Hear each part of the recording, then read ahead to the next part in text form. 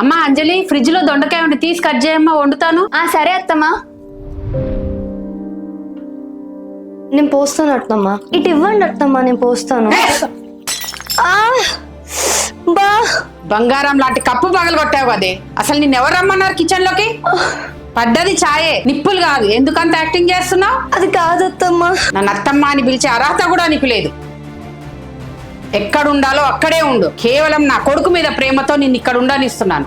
జాగ్రత్త. హలో అమ్మా, రిషిగాడితో మాట్లాడతావా? ఒక్క నిమిషం ఇస్తున్నా.